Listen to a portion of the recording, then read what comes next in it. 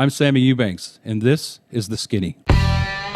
From the Fatheads Eyewear Studios in Speedway, Indiana, this is The Skinny, brought to you by Toyota, Rhino Classifieds, General Tire, and Dream Giveaway.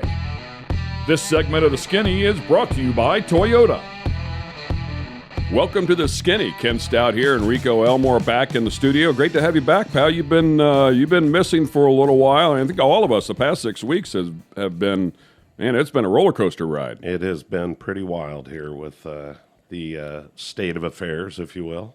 Yeah, for sure. So great to have Rico back in the studio. By the way, Carl typically is our engineer who's standing behind the scenes. He, unfortunately, is under the weather and not with us. So the track dude, Michael Young, who does fill in for Rico and does a great job of it, is standing back there for the first time. So we're guessing you're seeing and hearing this, but he's trying to push the buttons, and we'll find out in a little bit if it actually works or not. So this may be all for naught. It may be all for naught. For sure, we might be able to do a take two on this whole deal. So sitting alongside here to my right is Sammy Eubanks. If you're not familiar with him, he is not a race car driver. And as a matter of fact, I think the first guest we've had on here since I've been part of this that was not a race car driver or worked on race cars, but has won the Best Male Vocalist Award 12 times in the state of Washington, and from east to west is widely regarded as the voice. He and the band have won multiple awards and recognitions along the way. So is it called Sammy Eubanks and the Working Crew? Is that correct? Oh, the Working Class. The Working Class. That was a band I took to Memphis, Tennessee for the International Blues Challenge in 2019. So he is a musician. If you haven't put it together here just yet, I did log on and listen to some of the music that you guys put out last night, and certainly I'm excited to have you here on the show because I've had a million questions about that industry, and somebody that's making their living in it has been in it as long as you have. But man, I got to tell you, a blues singer, by the way, basically blues and country, is that correct? Yeah, a little bit of everything. I was expecting a raspy blues voice. You hear blues, you think raspy, right, smoky voice, but oh my God, dude, your voice is crisp and crystal clear, man. It's very impressive for sure. Thank you. Talk to me about that industry. You've opened up for some of the biggest names of all time: Clint Black, Kenny Chesney, Merle Haggard. How cool is that? Colt Ford. So B.B. King. I love B.B. King. Yeah. The thrill is gone. As I think we were playing that song at my wedding, if I'm not mistaken. So. That was Alice's pick, I'm sure. Yeah. So, yes, I get it. But being in that industry, making a living in that industry, the first question that I wanted to ask you is, we're over here in the racing world. My son and I have been in the racing world, for near 15 years at this point. He's got a ton of talent. He's won championships, but we can't get him to the top tier. We just don't have that magic. We've not had the funds, and I'm not whining or crying. It's just, a lot of pieces of the puzzle have to come together for that to happen. And I look at somebody like you, and I wonder if it's almost the same. Exactly the same. Where you don't, you're not one of those mega radio stars, but yet you're making a living in this industry, and you're very good at what you do. Right. It's exactly the same thing. You got to be at the right place at the right time. Somebody's got to hear you, see you. Whether you're driving a car or singing a song, it doesn't matter. If you're trying to move up that ladder, you have to, but you just got to keep doing it as well. The more you do it, the more people see you. I said the guy 40 years into his career, so. Yeah. Well, and I said to my son at some point, I said, we have to enjoy the ride. And you have to love what you're doing. We're really happy. If we're racing, we're really happy. We'd love to be racing IndyCar. Yeah, of course. But if not, let's take what we do have and let's enjoy the ride. Right. My dad would say, if it ain't fun, we don't go. That way, he was into drag racing, and when it stopped being fun, he stopped doing it. He started building sprint car motors. And so you have to have a good time, whatever you're doing. I'm sure there's people that, racing cars is fun. The act of racing the car, I'm sure, is, tons of fun. But all the stuff leading up to it can be monotonous. Same as a band, practice in the road, and all the stuff. For sure. Same. So how did the relationship begin with you two, Rico? Well, it was a dark alley. Oh, that's your. It was late at night and needed the money. That's your line. I'm sorry. Anyhow, it's interesting. A great friend, a mutual friend, and Pete Clemens that works for Lucas Oil and has for a number of years. Pete introduced us 2009 Indy. 2009 Long Indy. time. Look at that. He remembers. One of those You were guys. smoking a cigar. It was good. we were playing in the hospitality, and you were smoking a cigar. Just firing everybody Yes. up as usual, probably holding possibly a red Solo cup with, maybe something. At least some ice in it. Yes. Ice, very little, but no, we met as he said in 2009. Great, became fast friends immediately. Knew of him, of course, from the drag racing scene and him playing music and everything like that, which was the guy is amazing. It's fun to watch. It's fun to listen to. He makes it a fun atmosphere while he's playing. And of course, we came on with him this year. Really is the presenting sponsor with Fatheads for him out on the road at all the NHRA tours and some of the other things that you hit in between. But we had I was trying to think of this earlier, Sammy, and with your great mind, when we did the PRI show, we would always have a kind of an industry party, and Jeff Matthews, our good friend, and his band at the time were playing at this event that we were having. We had Sammy fly in and play with us as well, or play with them as well, along with one of the guys that used to work with us, Anthony, played drums a little bit with them. But it was an amazing time. It was a great time. It was a total different feel from what those guys were playing to what he was playing, and. But it was. Do you remember what year that was? I don't remember what year it was. That was the Roush Yates party. Yeah, so we would team up with Roush Yates, and Right. You know what? We should have brought that up when we were at Roush Yates. Because Jeff Clark was there. Well, I'll tell you what year it was. It was our 10-year anniversary. Okay. I remember it was our 10-year. 14. So 14, yeah, 14. So been a couple of days there, but he came out and played with us, or played with the band, and we had an amazing time there, and have stayed in contact over the years. I will give him this, much like the racing industry. He is constantly promoting, constantly pushing his program out there. And, we've tried to find ways to work together and things to do over the years.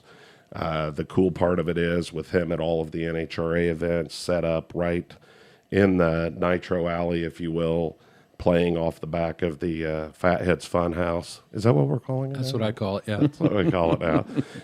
Brought to you by Lucas Oil. But it's a great time because, it's cool to see the cars run and, them doing the turnaround or what have you in the pits, servicing things. But it's also nice to have some music playing in the background as well. And it's interesting. We were at Norwalk, and I won't bring up the team's name, but we were at Norwalk, and this particular team that we're involved with, they definitely know how to throw down after they win, and Sammy was over there with us, and the next thing you know, you got all of these guys, of course, that don't know Sammy and don't understand, understand his relationship to the deal, because they're all working, when he's playing, not a lot of attention is paid to him by the teams, if you will. And so anyhow, he's over there, and the next thing you know, it kind of turns into somewhat of a sing-along, and Sammy's singing, and the next thing you know, kind of the ringleader of the group, if you will, comes over, and he's like, man, he's really good. Like, and before that all happened, Sammy's like, hey, why don't you play this? And I'll sing some of this. And they're like,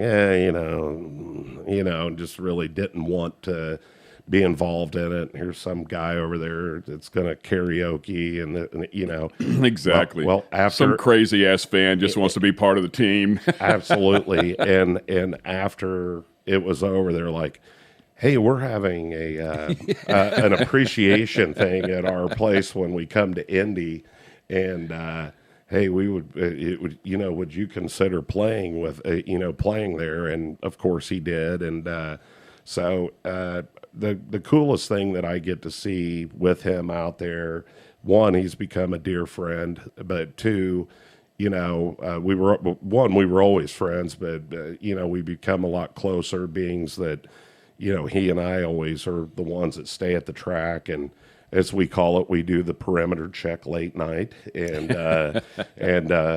drive around on the golf cart with beverages, and I play 16 renditions of different songs to tell him to, and that's the cool part. I mean, I'm a music person. I love music and all sorts of music, and the cool part of it, is we do ride around, listen to music and just BS, but we call it our perimeter check, and sometimes the security likes it. Sometimes the security does not like it, but we don't care. We don't care. Don't care. Don't care. His OCD, you can get at least 30 seconds into a song before he'll switch to the second one and the next one. And Listen, nobody asked you. This is my turn, okay, pal.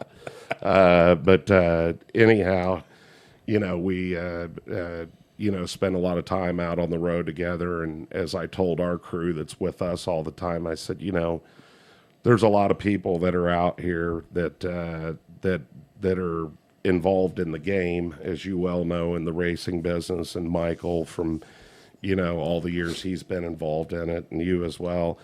But there's some that, this is our group, and if we need each other, we got each other, and so that's a very cool aspect of it, as well as kind of part of being family on the road. So, but yeah, long answer, but it's been a little while that we've been out there together, and this whole year, and now we're pushing forward to next year.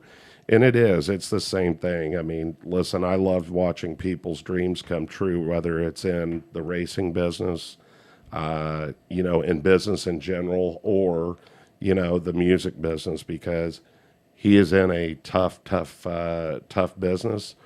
And really, it's exactly what he said earlier. It's about the impressions. It's nothing different than our business with eyewear.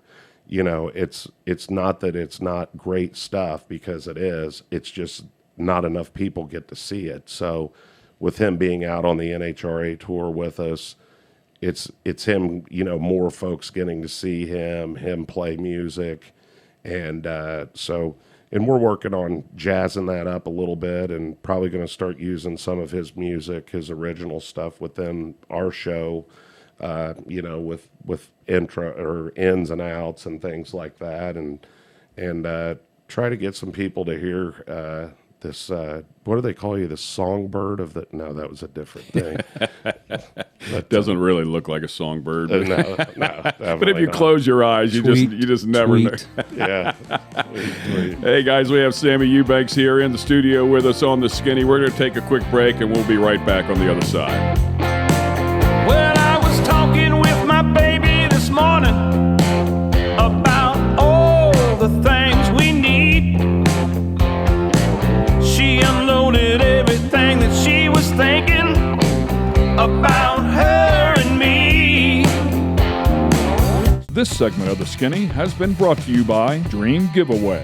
Dream Giveaway has been giving away high-end American muscle cars to raise money for charity since 2007. Dream Giveaway is known for giving away classic and new muscle and paying the federal taxes so the winners don't have to. For $25, you can jump in the game, and part of that goes to charity. You'll have a chance at winning some of the coolest cars on the planet. Check it out at dreamgiveaway.com.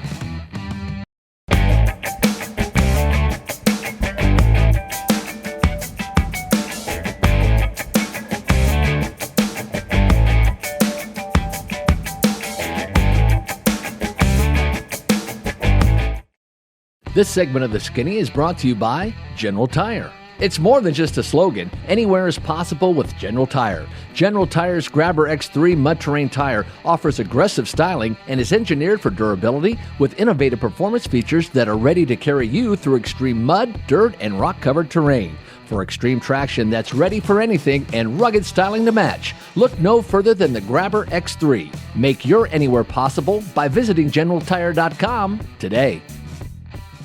Welcome back to the Skinny. Ken Stout, Rico Elmore, and we have Sammy Eubanks in the studio with us here today, musician extraordinaire. If you get a chance to go to YouTube, Google this one up and listen to him. By the way, listen to the opening prelude of "I'm Gonna Tell You How Good God's Been," and whenever I say this, he's not a religious singer per se. He does a lot of different genres. I just happened to click on this song. Really? And in the opening prelude, your voice is like, I mean, swear to you, dude, goosebumps.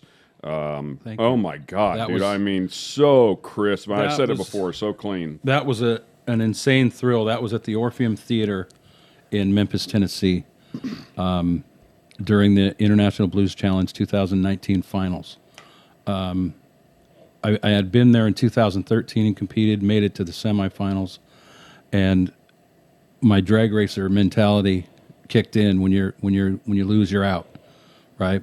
But the International Blues Challenge itself is way more of a networking thing than the music and winning, and but everybody wants to win and move up the ladder. They say it's not a competition. Sure. So we made the finals in 2019 with the working class, and that was that piece of that thing. I'm going to tell you how good God's been. That's from the beginning of that is from Kings of Comedy. Bernie Mac and Steve Harvey, D.L. Hughley, those guys, Cedric the Entertainer. But that was a thing that was a part of a bit that Steve Harvey did about his grandmother watching television. And anyway, I took that and then I added a little bit to it, and then we went into that next song. It's called "It's My Life, Baby." But that was singing gospel-y like that in the Orpheum Theater, a cappella. I was just going to say it was a cappella. I mean, it was just you. Yeah, I'm getting goosebumps myself, but it was quite a thrill. I'm gonna tell you how good God's been. I'm gonna tell you how good God's been. He raised up on the devil, washed away my sin. I'm gonna tell you how good God's been. Man, that's legit right there. I mean, he might not be big time, and listen to him on the radio and a household name, but it's not because he can't sing. Not because I'm not trying. Yeah, I mean, and that's what made me think of that first question that I asked you. The parallels, yeah. Yeah, it has to be a brutally tough business.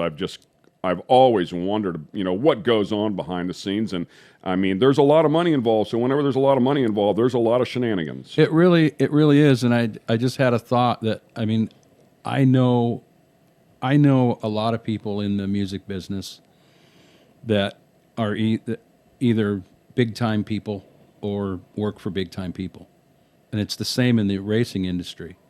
We all know, pick a race team in NHRA, or for you IndyCar.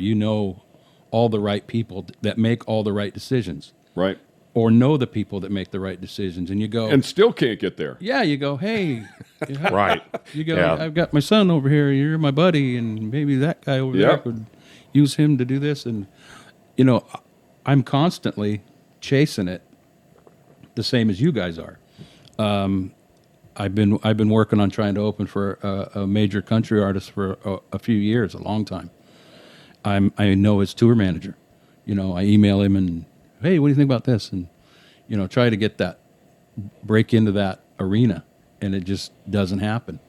You know, a friend of mine emailed a big booking agency the other day. He saw the Allman Betts band, Devin Allman, who's Greg Allman's son, and Betts, Dickie Betts' son. They have a band. But, you know, Dickie Betts from the Allman Brothers. Pretty talented, too. Pretty talented Yeah. lineage. But I mean, Yeah. these. I mean, oh, yeah, the Allman Betts, and Yes. they've got a great sound. Right. Not quite the Allman Brothers, but it's got Right. a variant of it that's pretty cool. So My RV friend back in Spokane that I've been working with, he went and saw them a couple weeks ago and was blown away by them. So he emailed their management and told them. And then him and I were, Brian and I were talking, and he said, I'm going to email that guy about you. You know, so he emailed him, and he copied me, and the guy wrote right back and said, it's just not a fit, not a good fit. You know, why? Yeah. I don't get it. You know, don't know what it The takes. parallels are identical. Exactly, and I mean, it is the racing thing, and it is the same thing that you said. I mean, listen, you can be. I will put this out there that Robert Stout, Ken's son, you know, Alice's son actually, but anyhow, Robert is amazingly talented.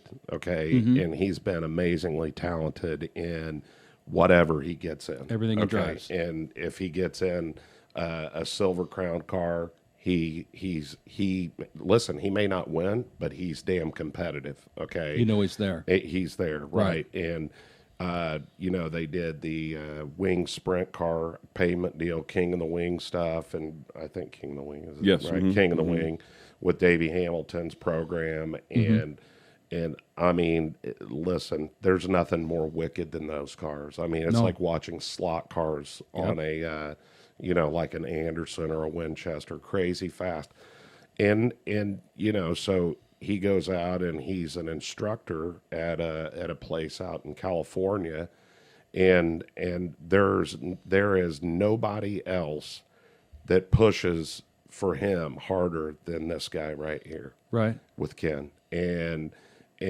he is lucky to have a dad like that, to be able to do something like that.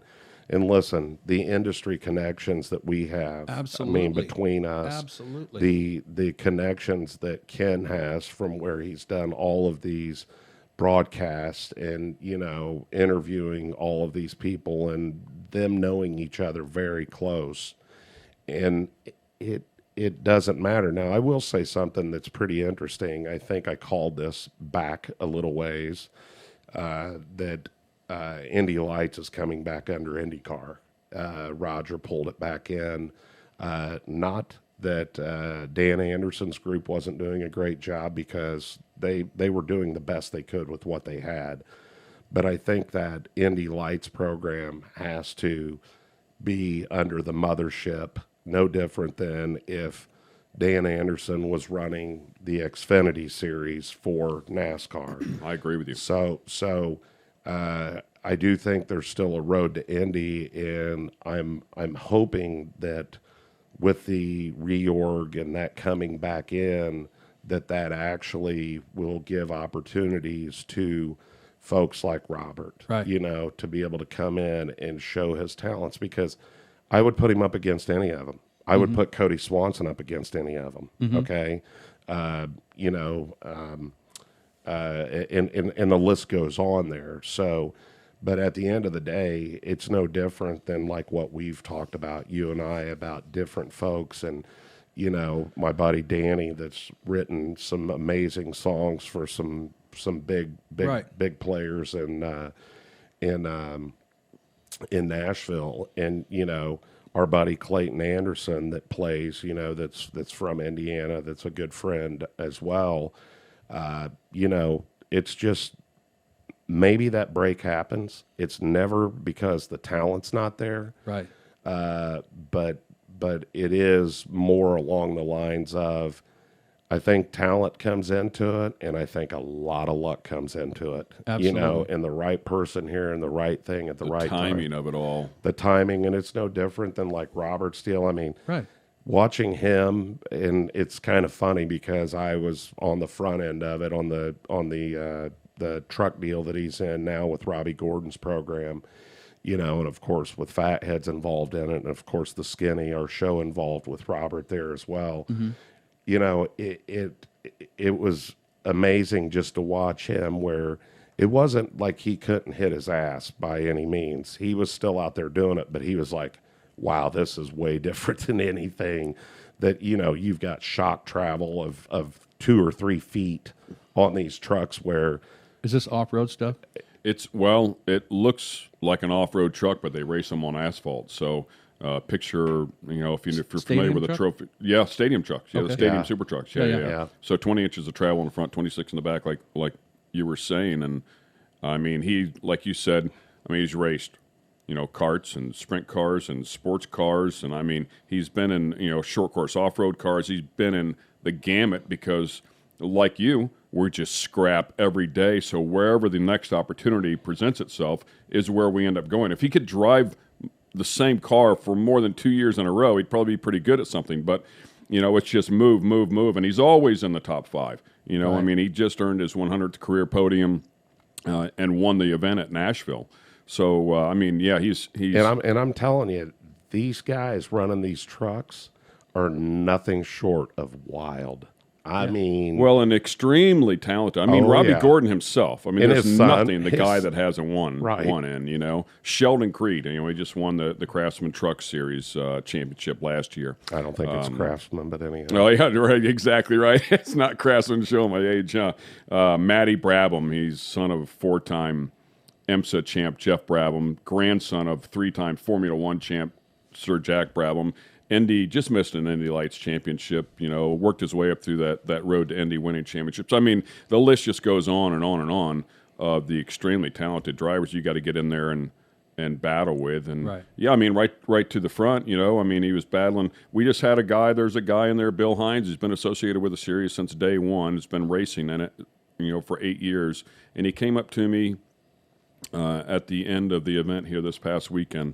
He said, man, I've been around this series since the very beginning. He said, your son is the first person I've ever seen come in and be competitive, racing for the front in the very first race that I've ever seen in this series. He said, and there's been some really good drivers. So, I mean, you get these cool little moments, you know, and Right. I'm sure you get them in your Absolutely. world too. And it's like, man, you know, and you'd love to hear it, and it feels good, and you just keep scratching your head like, what the hell, you know? Why can't we Yeah. get there? You know? Yeah, it's for my deal.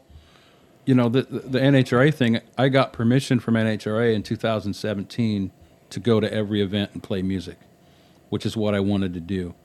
But I wanted to have a band out there, you know, not do it solo. So I had to find sponsorship money to make that happen. And to have a band out there, you know, me and 2 other guys on the road, I got to house them, feed them, and pay them every day. Every day. And this is my dream. You know, playing at the races isn't everybody's thing, but it's just something I've wanted to do since 1979. My dad and some guys in Seattle were talking about putting a Top Fuel team together, and having a band on the road. My dad had a band, and he was also a nitro guy. He was an automotive machinist by trade for 35 years. And they were talking about putting me in the car to drive it. Okay, I'm 16, 17, 18 years old. And so that's been in the back of my mind ever since, a band on the road at the races. And so I finally decided, my wife and I, with her blessing, we bought this RV that we have. It's a toy hauler, and I used the back ramp as the stage. Okay, so we just decided I'm just going to go out and do it by myself.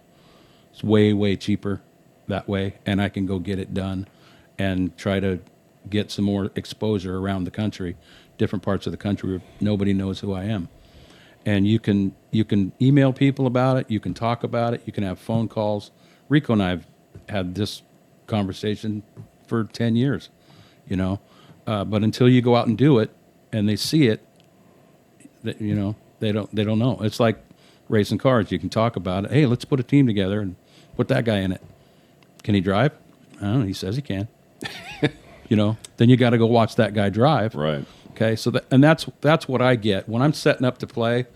A lot of times I get, you know, some skeptical looks around the pits and stuff. And what are you going to do? You know, and then I start playing and singing and they go, oh, that, like you're talking about with the Memphis deal, you know, listen to that a cappella thing. Yeah. People, oh boy, he wasn't kidding. The guy can rip for sure. Yeah, exactly. Yep. And I'm blessed that happens. It's an absolute blessing. We're going to take another quick break here. We'll wrap things up when we come back. Sammy Eubanks inside of the studio. It's a simple situation. No one can tell you what you feel. They can't tell you what you're thinking deep inside, or what is real. You gotta fight your inner demon.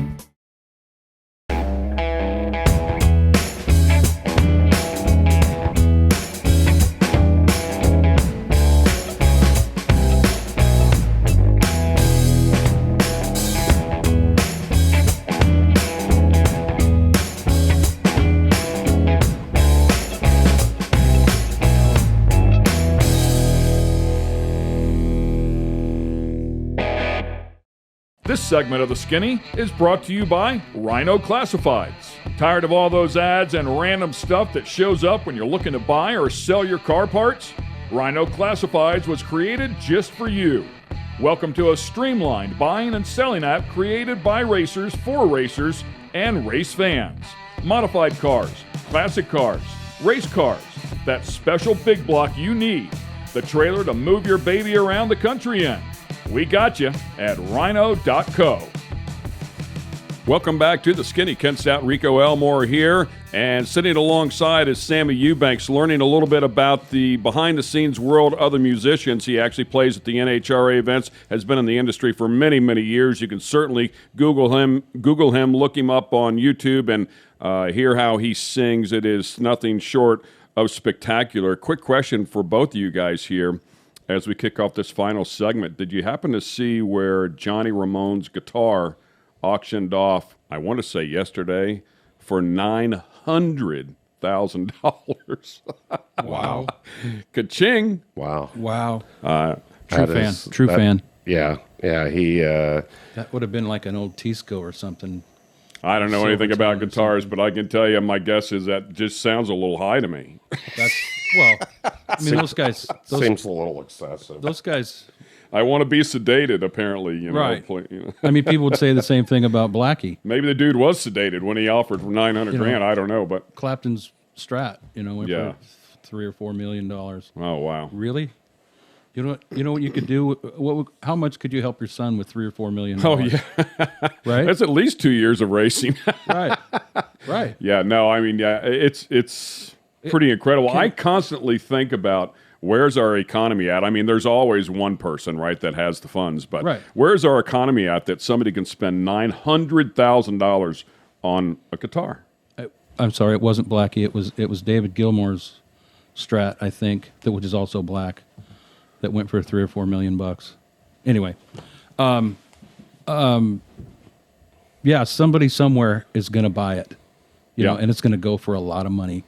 I mean, and the Ramones, you know, just like any major rock band, the Stones or the Beatles or Aerosmith or whoever, there's rabid fans for their stuff, you know, and a piece of their equipment goes up for auction, somebody's going to buy it. How long have you actually been digging and scrapping in this industry?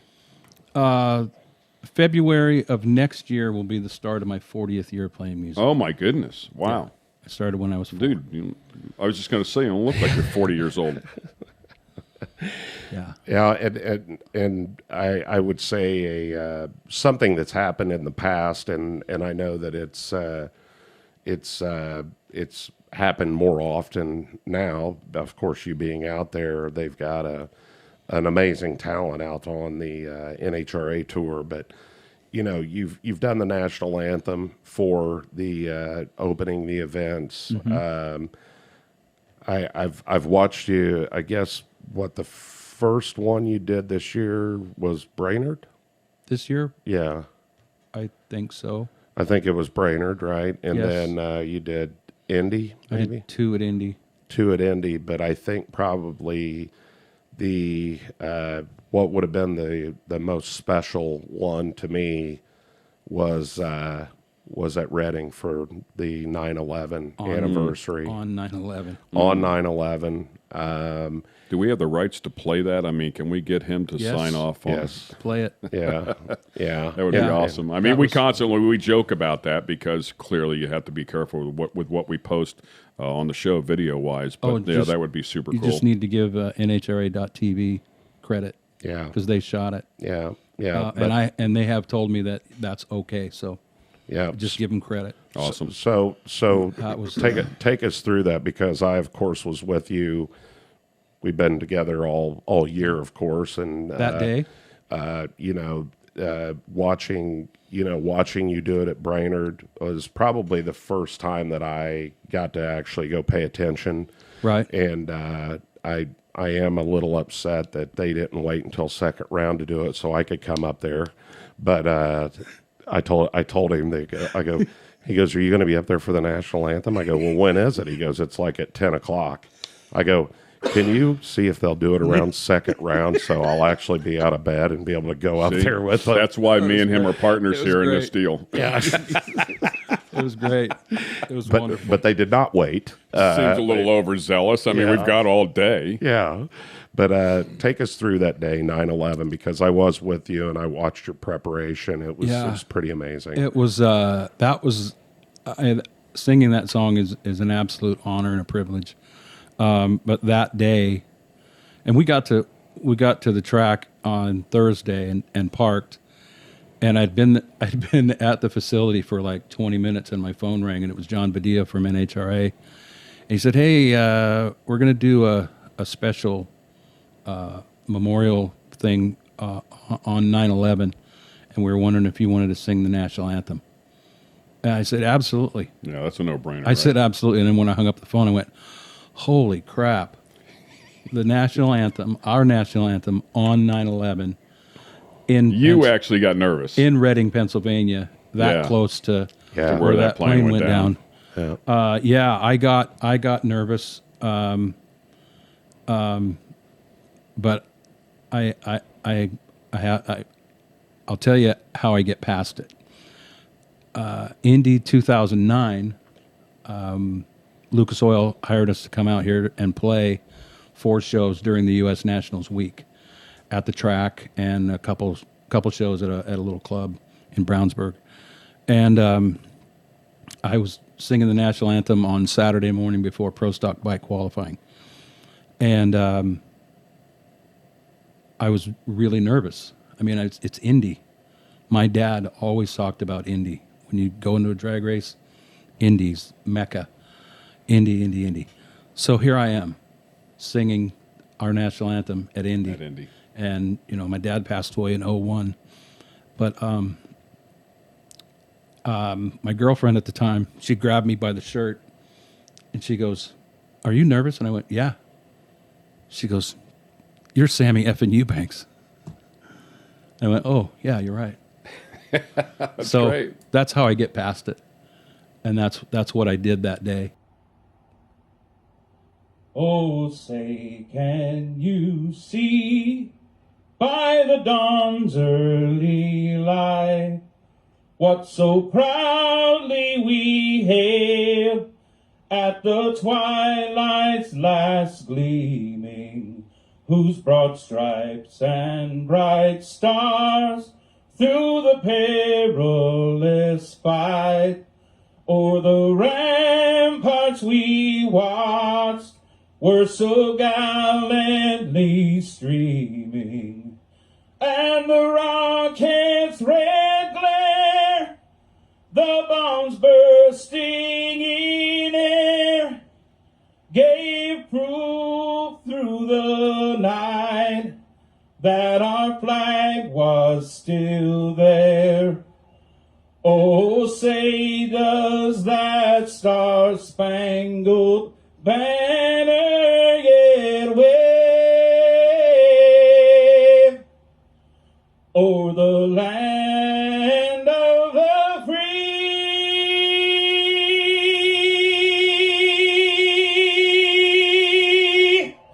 and the home of the brave.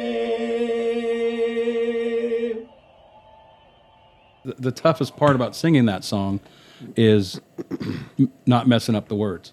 Technically, for me personally, just me personally, my thing, it's not that hard to sing. The worst part is I'm going over the words in my head as I'm singing it That's to not amazing mess it to up. me. Yeah. You know, and So an interesting little deal. Sammy and I were checking out something. You know, we were looking at just the heritage of the Indy 500, and I had taken Sammy out to our suite, and you know, just like many and me still today, after all these years of being there and us having our spot, you know, it will definitely raise the hair on your arms, you know, when you walk out there on that front deck of our suite, and You can't put into words that feeling. It's like a you just can't describe the overwhelming feeling of the history of that place. Yeah, and it never goes away. It never gets old. It's like when I was laughing talking about Groundhog's Day earlier, you know, laughing at you. You know, it's kind of the same way. Every time you show up there and you walk out there, it's like, this is where I'm at, right? So we were watching some of that stuff, and we were watching how Jim Neighbors came to be the guy to sing Back Home Again in Indiana. And what an unbelievable story. I mean, are you familiar with the story? I am not familiar with the story. I love Jim Neighbors' voice, and to listen to him sing that song. Yeah, so he had a stand that he was doing, a residency, what have you, at Lake Tahoe at the Harrah's Casino, and Mr. Harrah said to Jim, "Hey, do you want to go to the race with me?" And this was 1972, I think. I think 72. Something right there. And he goes, "Race? What race?" He goes, "The Indianapolis 500. And he's like, yeah, sure, whatever, you know, I've never been to that. That'd be cool. So he shows up there, and as he's standing there 10 minutes, 5 minutes before the opening ceremonies, right? He's standing there with Mr. Harrah, and Tony Hallman walks up, and he says, "Hey," he goes, I caught your act out at the casino." He goes, "Wow." He goes, "You got an unbelievable voice." And he's like, "Oh, thank you very much, sir." And he goes, "Do you want to sing the song before the race starts?" And he's like, "Sure. Yeah, I'll do it." And he says, "Now," he goes, "Now, what did he say? What key do you do it in? What key do you do it in?" And he goes, "Key." What's the song? He says, "What key do you do it in?" He goes, "Well, there's not a multiple keys." He goes, there's only one. And he goes, "No, the national anthem." And so he went. Oh, he's thinking national anthem. He's thinking national anthem. And Tony goes, "Oh, no." He goes, "We want you to sing Back Home Again in Indiana." He goes, "Do you know the song?" He goes, "No, but I can do it." And he wrote the lyrics on his hand. Yeah. to sing back home again in Indiana 5 minutes, 5 minutes before the race started. Oh, my God. And No way. And I'm telling you, No way. it was an amazing story. And I love stuff like that. And Sammy and I are sitting there looking at it like, wow. Yeah.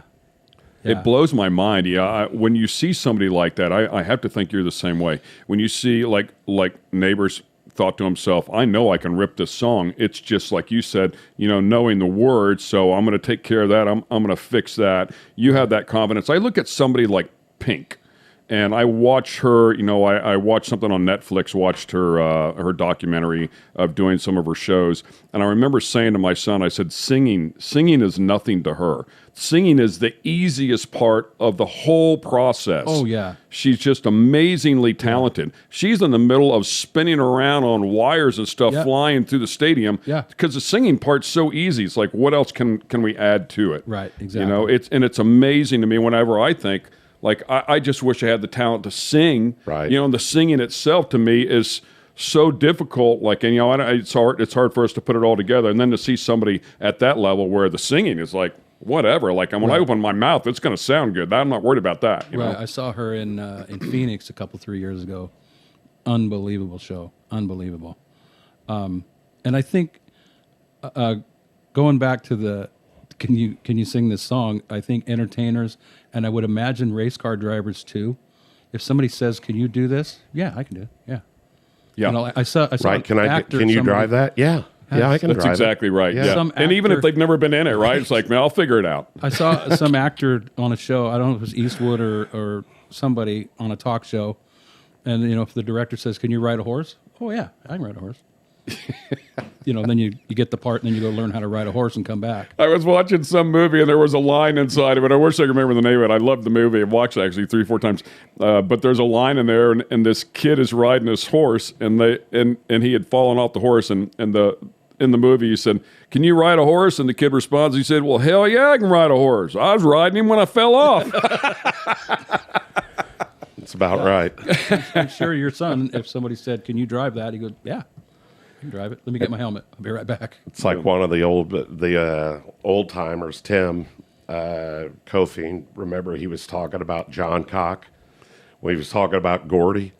Gordy gets in the car and they can't. He's like, "All right, what do you turn on here again? What do you do here? How does this get it?" I mean, he's telling these stories when we were at lunch when our beloved friend Robin Miller was still alive. We'd go to the old timers lunch and listen to these stories, which, oh my God, just if you could mic up that group. But I can imagine. Anyhow, he's talking about John Cock and he's like, ooh, he's like, they're making fun of him. I mean, they were railing him. Yeah. So, but awesome stories, man. More to come from you and with you, and maybe you'll hit your stride here in your youth, and Maybe your voice will finally change, and Yeah. great to have Sammy Eubanks here in the studio with us. It's been a wonderful morning, certainly very enlightening. I've often wondered, and as Rico just alluded to, man, we'd love to have you back here. I So would many love more to. Thank questions, and I would love to. want to say a personal thank you to Rico for your help. Well, it isn't for the fact that you didn't deserve it. So there's Thanks. there's a lot more out there for you. All I can tell you is, as I tell many, winners never quit and quitters never win, So you stayed after me pushing to get us to do something with you. We're glad we did.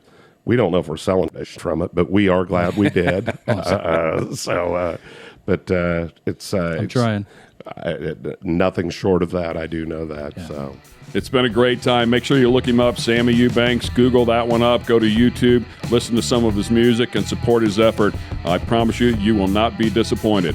Hope you enjoyed this edition of The Skinny. Thanks for being with us here on The Skinny. This episode has been brought to you by Toyota, Rhino Classifieds, Dream Giveaway, and General Tire. For the latest in sunglasses, optical frames, accessories, and apparel, be sure to check out fatheads.com. That's Fatheads with a Z.